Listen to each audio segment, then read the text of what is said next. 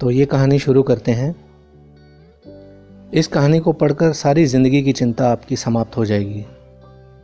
एक व्यक्ति काफ़ी दिनों से चिंतित चल रहा था, जिसके कारण वह काफ़ी चिड़चिड़ा तथा तनाव में रहने लगा था।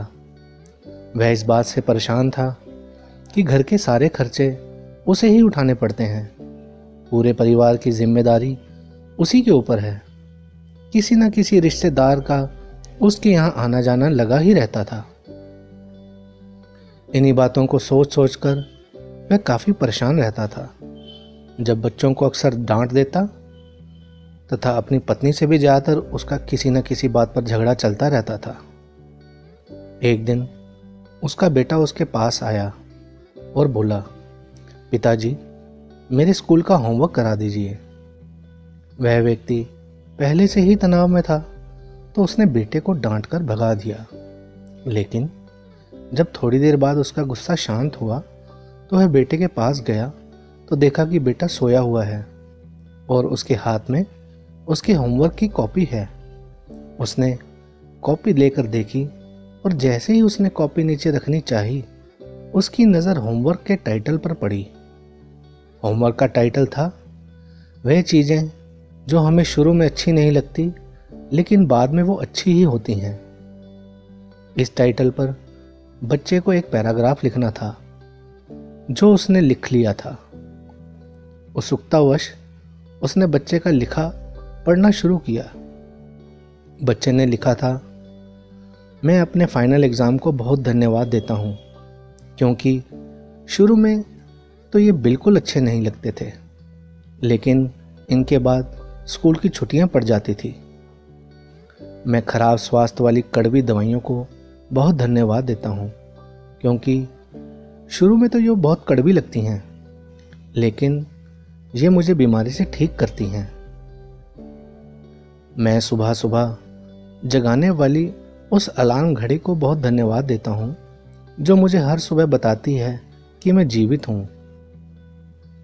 मैं ईश्वर को भी धन्यवाद देता हूँ, जिसने मुझे इतने अच्छे पिता दिए, क्योंकि उनकी डांट मुझे शुरू में तो बहुत बुरी लगती है, लेकिन वो मेरे लिए खिलौने लाते हैं, मुझे घुमाने ले जाते हैं और मुझे अच्छी अच्छी चीज़ें खिलाते हैं।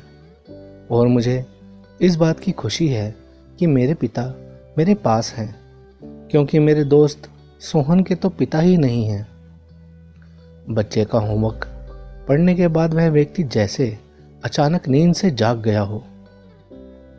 उसकी सोच बदल गई थी। बच्चे की लिखी बातें उसके दिमाग में बार बार घूम रही थी, खासकर वह लास्ट वाली लाइन। उसकी नींद उड़ गई थी। फिर वह व्यक्ति थोड़ा शांत होकर बैठा और उसने अपनी परेशानियों के बारे में सोचना शुरू किया।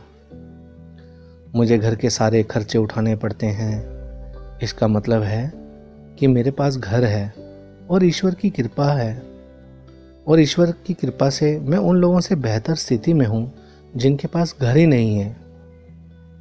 मुझे पूरे परिवार की जिम्मेदारी उठानी पड़ती है। इसका मतलब है कि मेरा परिवार है, बीवी है, बच्चे हैं, और ईश्वर की कृपा से मैं उन लोगों से ज़्यादा खुश नसीब हूँ जिनके पास परिवार नहीं है और वो दुनिया में बिल्कुल अकेले हैं। मेरे यहाँ कोई ना कोई मित्र या रिश्तेदार आता जाता रहता है। इसका मतलब है कि मेरी एक सामाजिक हैसियत है और मेरे पास मेरे सुख दुख में साथ देने वाले लोग हैं। हे मेरे भगवान, तेरा बहुत बहुत धन्यवाद। मुझे क्षमा करना, मैं तेरी कृपा को पहचान नहीं पाया। इसके बाद उसकी सोच एकदम सी बदल गई। उसकी सारी परेशानी, सारी चिंता एकदम जैसे खत्म हो गई हों। वह एकदम से बदल गया था। वह भागकर अपने बेटे के पास गया और सोते हुए बेटे को गोद में उठाकर उसके माथे को चूमने लगा और अपने बेटे को तथा ईश्वर को धन्यवाद देने लगा। हमारे सामने जो भी परेशानियां आती हैं, हम जब तक उनको नकारात्मक नज़रिए से देखते रहेंगे तब तक हम परेशानियों से घिरे रहेंगे। लेकिन जैसे ही हम उन चीज़ों को, उन्हीं परिस्थितियों को सकारात्मक नज़रिए से देखेंगे, हमारी सोच एकदम से बदल जाएगी। हमारी सारी चिंताएं, सारी परेशानियां, सारे तनाव एकदम से समाप्त हो जाएंगे और हमें मुश्किलों से निकलने के नए नए रास्ते दिखाई देने लगेंगे।